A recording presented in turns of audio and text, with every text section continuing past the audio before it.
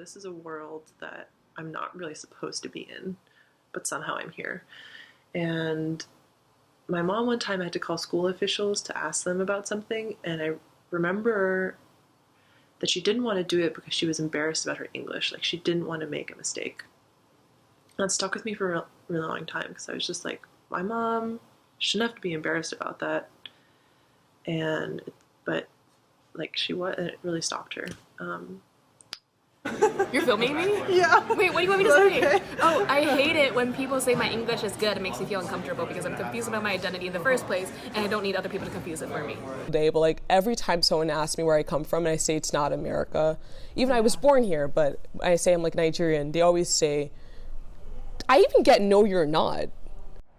I feel I'm American. I think I'm American, and I actually am American, but like, I think people don't see me as American. I'm also American. I'm mostly Cuban and American. I've gone to Colombia more than Cuba. But honestly, like when you live in Miami, it's just like this spillover of Cuba, like the backwaters of Cuba. Okay. So I'm mostly Cuban American, which is really interesting because Cubans are like known to have like shitty Spanish and speak really loud and like trip over their words because we're just so excited all the time and have like cotton mouths for some reason. And yeah, I don't really know what that's about. I think it's funny because that's completely true, especially for me. Okay, so my name is Carl Sully Guerrier, and I have been living in this country for about 14 years. Hopefully you're able to understand me because I think I learned English, pretty good, and now I got the language down pat, But as you've mentioned to me, I do speak 4 languages. I speak English, Spanish, Creole, and French. Hi, I'm Viviana. You just go? Yeah. Okay. So I was born in Puerto Rico and I lived there for 5 years. And I learned Spanish and English at the same time. But my mom, I use Spanish mostly because it's Puerto Rico. But my mom preferred English because she's grew up in Miami, daughter of Cuban immigrants, so she preferred English. So I learned them both at the same time. But I definitely say that's like in the beginning, Spanish was my primary language. Like there's old videos of like me as a kid, and my mom was like talking to me in English, and I'm like responding in Spanish, like like an asshole. Yeah. It's also interesting because I'm Chicanx. Like Chicanx people are just like less likely to know Spanish. Oh, okay. Because also my family's from the part of Mexico we now call Texas, which is like one of my favorite lines.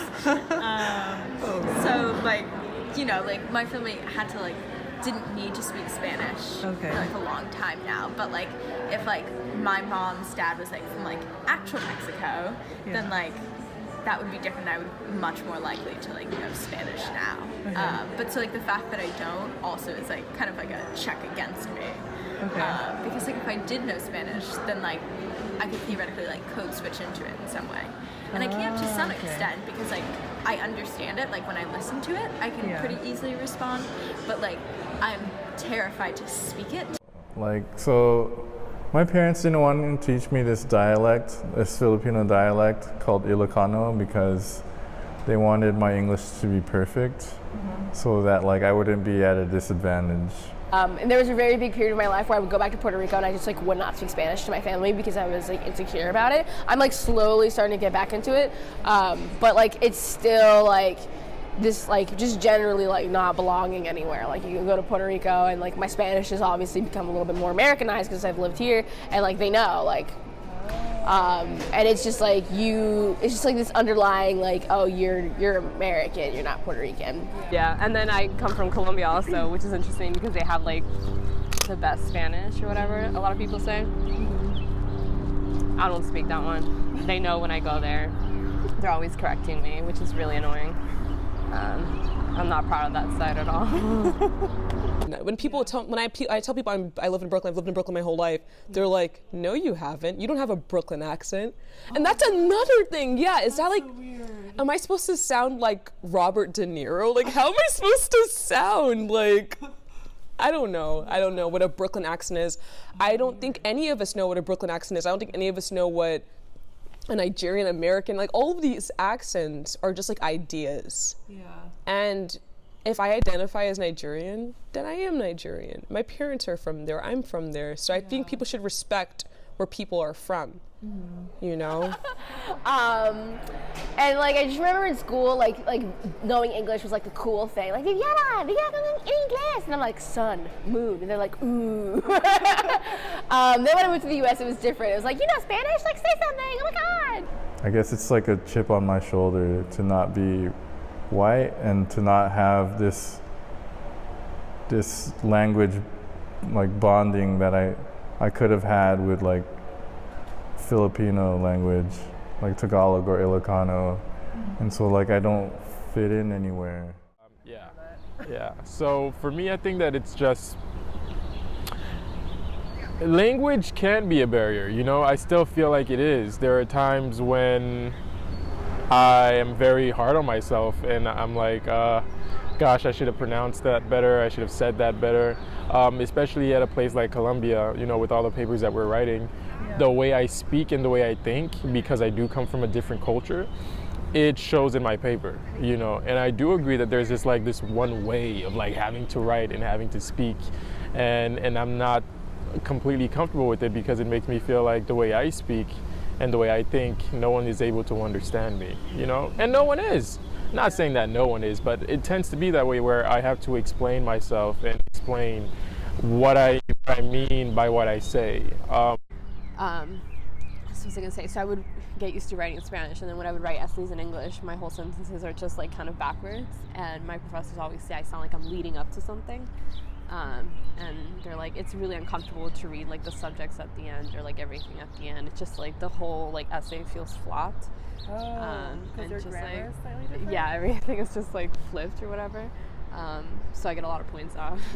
And I go to the writing center a lot for that, which I didn't understand it was that until I like started taking the Spanish writing class, and I was like, oh, it makes sense here. I'm not getting points off here. And in school and academic settings, I've noticed that when I go to write papers, it's not so much the case anymore because at Columbia, I've had to write so much that my writing has just gotten better. But before coming to Columbia, I would get a lot of times like, this sentence is just really awkward. But because I look white, I don't think my teachers ever really, and I was much less vocal about being like, hey, I'm mixed race. So I would just sort of pretend to be white. And my teachers just didn't know, so they would just, I don't know, I think they were just like, this girl, her English is just weird sometimes. But for me, it was like, oh no, my English is kind of weird because when when I'm at home, I speak in simpler sentences. So then when I went to try to write academic papers, I was like, I don't understand complex sentences. Like, what are clauses? I still don't know. I don't know. I remember being like 12 years old and like knowing that my parents were in the country for like, how was I, like 20 plus years, and being like, why can't they speak perfect English yet? And being like, you know, like whenever they came to school or something for me, like, are they gonna be understood by my teachers or something? Like, so I went at the beginning of the semester. There was like a opening night ceremony for like Latin American Heritage Month.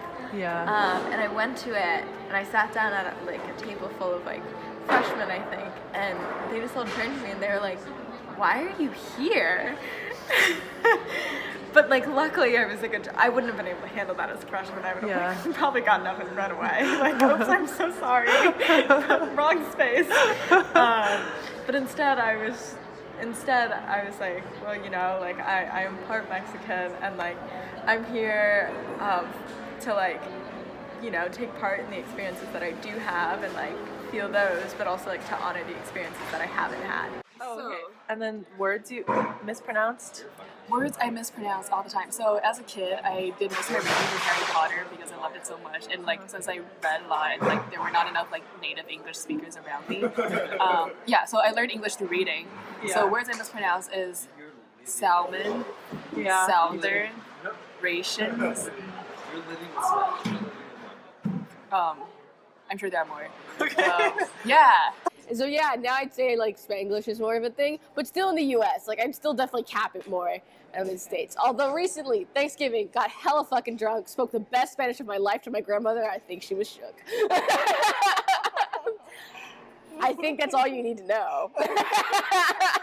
Like, I feel like with me, like, 'cause my name is really long, so people still, like, people look at no one can say my name ever. When you first see it, you still can't say my name. Like, when people see my name, they're like, I can't pronounce this, so you know I'm from a different country. But I feel like I started, like, being really proud, I guess, I would say 13 to 14. So I guess freshman year in high school, I think high school is, like, it's like a shift. I think that's, like, the age where a lot of people no one really discovers themselves in high school, but you start to really try to discover yourself. And that's when I started saying, no, my name's Chama, and I'll say my last name, Onyebwani, and I would be so proud of it. And I feel like that happened at 14. So I feel like that's not a weird age to go through that, but I feel like the shift happened. My parents have also always taught me to be proud of who I am, and I was to a certain extent, but I think I had an awakening in high school when I was like, I'm super proud. I'm super proud. Happened in high school. Like, I'm gonna correct anyone that says my name wrong, which was like everyone. So it was a lot of work. So yeah, I feel like my whole proudness of like where I came from started in freshman year of high school. So like 14. Yeah. Okay. Cool.